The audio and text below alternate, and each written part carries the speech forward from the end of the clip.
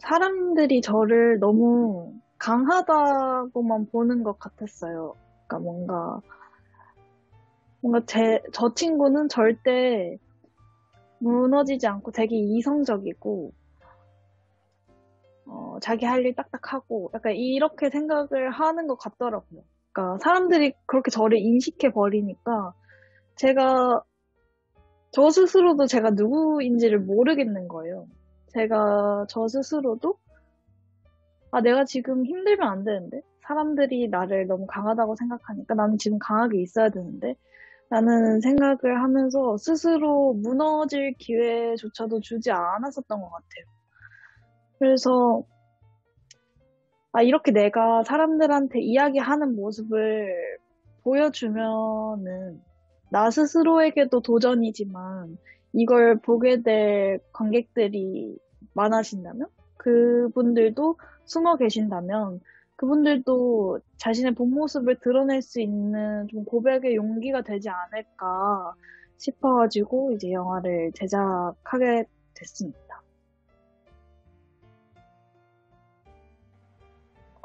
일단, 선언을 한 이후에 주변이 딱히 달라지지는 않은 것 같아요. 뭐 주변 사람들이 저를 보는 시선이 달라졌다거나 이런 부분은 전혀 없었고요.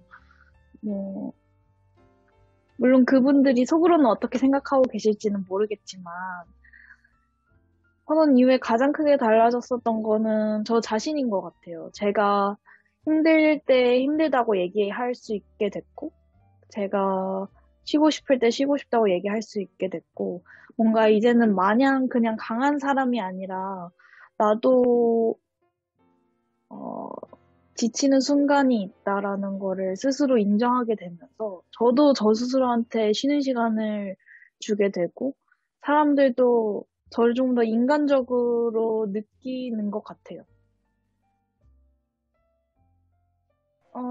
일단은, 공황 상태가 처음 오게 된 거는 제가 사람들 많은 곳을 안 가게 되더라고요.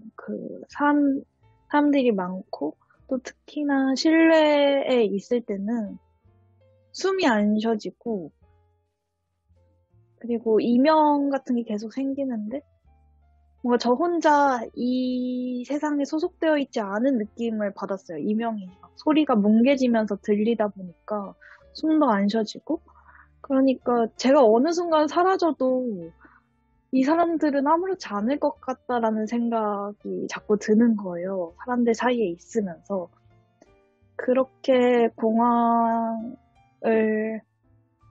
처음 느꼈고, 그리고 우울증이라는 거를 느꼈던 거는 제가 이런 힘든 상태를 얘기를 터놓을 수 있는 분이 저희 교수님이세요. 교수님이랑 저는 이런 얘기를 정말 많이 하는데, 교수님한테 제가 어느 날 갑자기 찾아가가지고, 그냥 문 두드리고 찾아가가지고, 난 더 이상 아무것도 할 수 없을 것 같은 기분이 든다. 나는 지금 너무 많이 주저앉아 있는 것 같고, 다시는 일어설 수 없을 것 같고, 다시는 예전처럼 살아갈 수 없을 것 같은 기분이 든다고 말씀을 드렸었어요. 근데 워낙 저한테는 너무너무 좋은? 멋진 어른이시기 때문에 그 전부터 저의 이야기를 알고 계셨기 때문에 이제 그때 저한테 먼저 한번 병원에 가서 상담을 받아보는 게 어떻겠냐라고 제안을 해주셨고 그렇게 해서 병원에 갔는데 네, 그렇게 이제 병원에서 진단을 받게 되었습니다. 그냥 이 영화가 어디엔가 닿게 된다면 그게 뭐 소수이든 소수가 아니든 저는 누구한테든 보여졌을 때 불편한 영화가 되지 않길 바랬거든요. 누구든 숨기고 있는 본인의 모습이라는 게 있다고 생각을 했고, 저도 여전히 숨기고 있는 제 모습이 있다고 생각을 하는데, 그냥 누구한테든 이 영화가 보여진다면, 음, 그냥 괜찮다고, 그러니까 어떤 모습이든 그것 자체를 나쁘다라고 얘기를 하는 건 사회이지 스스로가 아닌데, 자기 스스로 계속해서 검열할 필요가 없다라는 말을 해주고 싶었어요. 그러니까 제가 이런 우울증이나 공황의 증상이 한 고등학교 3학년? 그러니까 성인이 되기 전부터 있었어요. 근데 사람들이 워낙 저를 제가 영화에도 말을 했지만 강하다고 생각을 하니까 그 모습이 저 스스로 너무 보기가 싫은 거예요. 그럴 때일수록 오히려 더 뭔가 생산적인 활동을 하려고 했었거든요. 뭐 책을 읽는다든지 아니면 뭐 극장에 간다든지 억지로 사람들이랑 어울린다든지 이러면서 되게 많이 피하려고 했었어요. 그래서 그거를 스스로 잘 인지하지 못하고 있었는데 시간이 지나다 보니까 이 정신적인 문제가 육체적으로도 이제 바뀌더라고요. 뭐 살이 계속 빠졌다가 쪘다가를 반복한다던가 아니면 잠을 전혀 잘 수 없다던가 그리고 뭐 기억력이 점점 안 좋아진다던가 이런 것들이 쌓이면서 제가 일상생활이나 제가 소중하다고 생각했었던 저의 지금 공부하고 있는 거에 지장을 주면서 그때 네, 무서웠었던 것 같은데 그 전까지는 사실 저는 계속 스스로 다야 너 지금 왜 이래? 너 지금 이러면 안 되잖아. 더 열심히 해야지. 라는 말을 계속해서 반복했었던 것 같아요. 영화에서 보면은 단순히 가족적인 문제라고 보일 것 같아서 사실 제작 후에도 되게 많이 걱정을 했었는데, 어, 그냥 저는 어렸을 때부터 되게 사랑받고 싶었던 아이였던 것 같아요. 늘 저희 오빠가 저보다 늘 잘났었거든요. 공부도 더 잘하고 그런 것들이 늘 뛰어났었는데 그러니까 부모님의 관심은 늘 오빠한테 가 있었고 그리고 집안 사정이 그렇게 막 제가 어렸을 때 좋았던 편이 아니었어가지고 부모님이 굉장히 많이 바쁘시고 그러면서 저는 이제 조부모님이 어렸을 때 키워주셨거든요. 그렇다 보니까 저도 모르는 사이에 계속해서 저한테 어른이 되라고 강요를 했던 것 같아요. 그러니까 뭐 초등학교, 중학교, 고등학교 때 막 뛰어놀아야 될 때 오히려 나는 이렇게 모두가 없는 집에 나라도 지키고 있어야 이 힘든 사람들이 그러니까 어떤 일이든 힘든 사람들이 집으로 다시 돌아온다면 내가 조금 위로가 될 수 있지 않을까라는 생각을 계속 했었어요. 그렇다 보니까 그 저는 그만큼을 감당할 수 있는 사람이 아닌데 감당을 하게 되니까 버거웠던 거죠. 그리고 제가 아무리 노력한다고 한들 그 인간관계라는 게 원하는 만큼 돌아오지 않잖아요.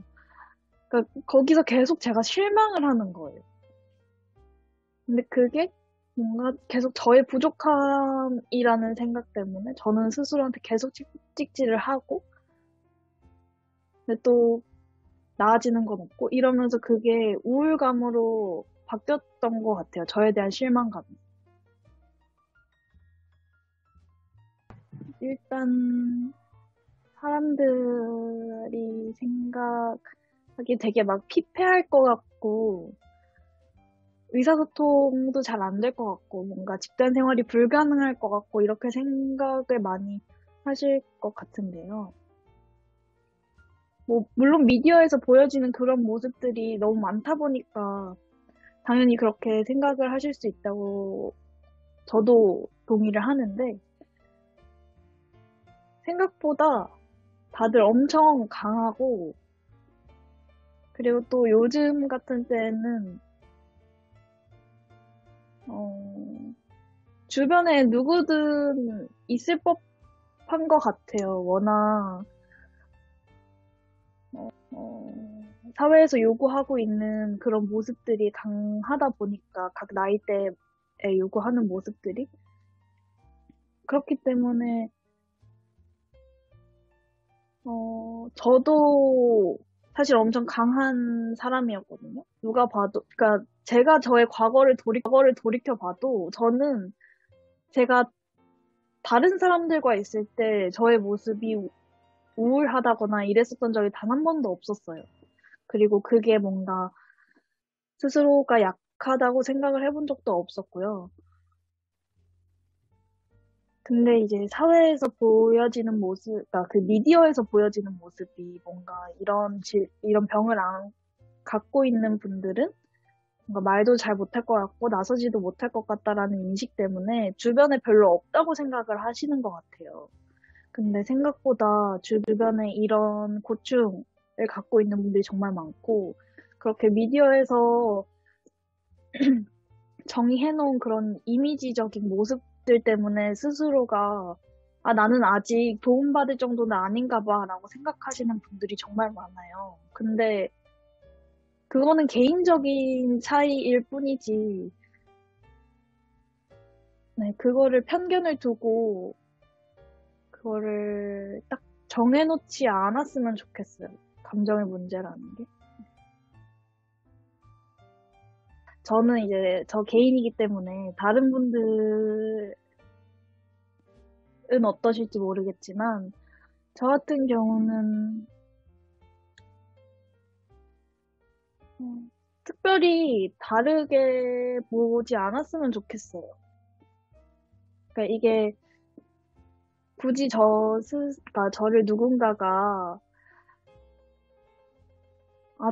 쟤는 어느 순간에는 우울해질 거야 라고 판단을 한다기보다는 먼저 손을 내밀지 않는다면 그냥 주변에 있는 친구, 동료랑 다를 거 없이 대해주는 게 가장 좋지 않을까 싶습니다. 뭔가 가장 두려운 거는 내가 갖고 있는 이런 우울함이나 불안함이 누군가한테 전염될까봐가 저는 아직도 가장 불안하거든요. 왜 힘든 감정은 뭐 다른 사람과 나누면은 반이 된다고 하잖아요. 저는 그 반이 제가 아끼는 사람들한테 돌아갈까봐 늘 되게 많이 불안했었거든요. 그렇기 때문에 평소에는 늘 그냥 한결같이 원래 친구 동료 대하듯이 대해주고 먼저 손을 내밀지 않을 때까지는 네, 그렇게 하면 좋은 것 같아요. 제 입장에선.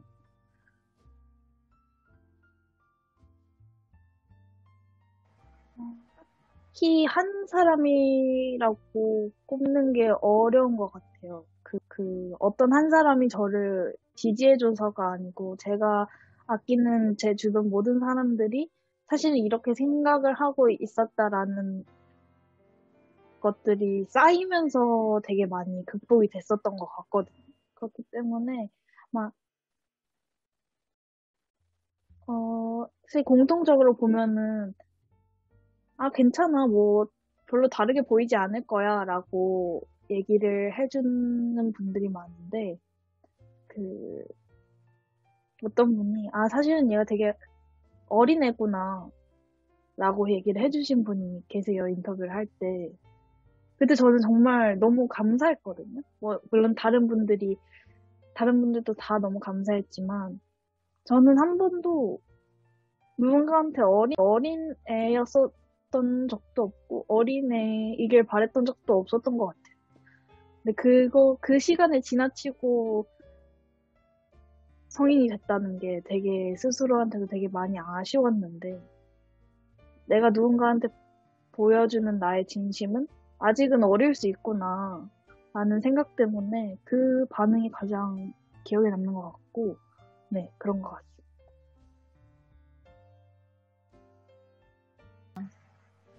처음에 관심을 받기 위해서라고 얘기를 했던 거는, 어, 뭔가 누군가 저를 신경 써줬으면 좋겠다라고 생각을 했던 것 같아요. 근데 이게 또 뭔가 신경은 써줬으면 좋겠는데, 걱정은 시키고 싶지 않고, 이런 생각들 때문에 되게 소심하게 시작을 했었어요. 뭐, 잘 안 보이는 곳에. 저희 가족들만 볼 수 있는, 뭐 엄마만 볼 수 있는 그런 곳에 했었는데, 사실 이거를 물어본다고 해서, 아, 나 너무 힘들어서 자해했어 라고 당당하게 얘기할 수가 없거든요. 왜냐면 이 얘기를 했을 때 상처받을 부모님이 별로 보고 싶지 않았어요. 그래서 하긴 했지만 그게 관심을 달라고 그걸 요구해 본 적은 없었던 것 같고, 다스리기 위해서 자해를 한다. 그렇게 처음에 이렇게 자해를 시작을 하면은 정말 힘든 순간에 뭐라도 할 수 있다라는 게 되게 그 순간을 모면할 수 있게 하거든. 근데 이거를 뭐 저만 그런 거일 수도 있지만 저는 그게 시끄럽거나 이런 방식이 아니라 저는 늘 그냥 나 스스로 해결하면 돼라는 그게 엄청 강했기 때문에 그 뭔가 부정적인 감정들이 끌어오르거나 할 때 그냥 스스로 해결하려고 했던 것 같아요. 그게 이제 저를 다스리기 위해서 스스로를 자해하는 방식으로 되었던 것 같습니다. 사실 그 코로나가 터지기 전에 제가 이제 프랑스로 다큐멘터리를 찍으러 가려고 했어요. 제가 그것 때문에 휴학을 했었는데 그때 제가 기획하고 있었던 게 프랑스라고 하면은 되게 우울증 환자들도 굉장히 많고 그런 우울이라는 것마저도 이제 로맨틱하게 표현을 많이 하거든요. 전 그런 지점이 굉장히 신기했었거든요. 근데 최근에, 지금은 최근은 아니지만, 그때 당시에 노트담 성당이 무너졌을 때, 프랑스 국민들이 전체적으로 굉장히 많이 우울했다고 해요.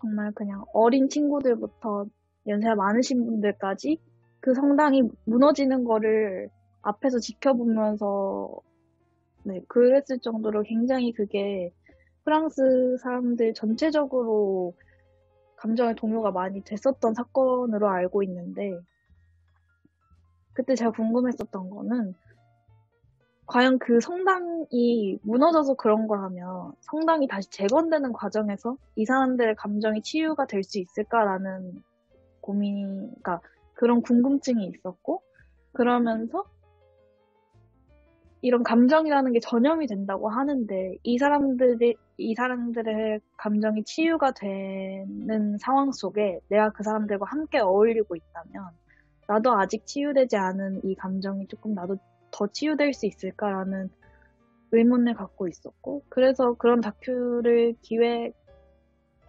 그거는 이제 내년도 여름 정도로 계획을 하고 있고, 저 같은 경우는 사실 극영화를 하려고 영화를 시작을 했었기 때문에 계속해서 이야기는 쓰고 있고요.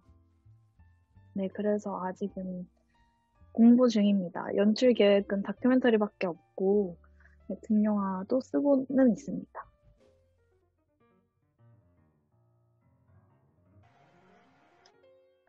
인권은 제가 생각하기에 사람마다 정의할 수 있는 게 다 다른 것 같아요. 근데 저는 모든 사람들한테 있는 인권이 정확하게는 뭔지 모르겠지만, 제가 갖고 있는 사람들을 대할 때 가장 소중하게 해야 한다고 생각하는 부분이 다른 사람을 대하는 제 모습만큼은 공격적이면 안 된다, 폭력적이면 안 된다, 이거든요. 그렇기 때문에 제가 생각하는 인권은 가장 연약한 부분을 지켜주는 거라고 생각을 해요. 그 연약한 부분은 개개인마다 너무너무 다를 테고, 그래서 되게 모호하고 큰 범위의 이야기일 수 있겠지만, 저는 가장 그 사람의 연약하고 어린 모습을 지켜주는 거가 인권이지 않을까 싶습니다. 일단 너무 감사하고요. 이런 코로나 상황 때문에 직접 뵙지 못한다는 게 너무너무 아쉽고, 그리고 네, 너무너무 아쉬운데도 불구하고 이렇게 자리를 만들어서 네, 얘기할 수 있게 해주셔서 너무너무 감사하고요. 제가 꼭 드리고 싶은 말은 여기 계신 분들도 그리고 여기 계시지 않을 분들도 모두 다 잘 될 거고 지금 너무 괜찮게 잘 하고 계시다는 걸 말씀드리고 싶어요. 네. 그리고 저는 꼭 제가 아는 사람이 아니어도 인간이라면 모두를 응원하고 있거든요. 그래서 저도 여러분들을 보이지 않는 곳이겠지만 늘 열심히 응원하고 있다라는 걸 알아주셨으면 좋겠고, 네, 많이 서로 이런 시국일수록 서로 많이 사랑하면서 따뜻한 마음을 갖고 네, 살아갈 수 있었으면 좋겠습니다. 감사합니다.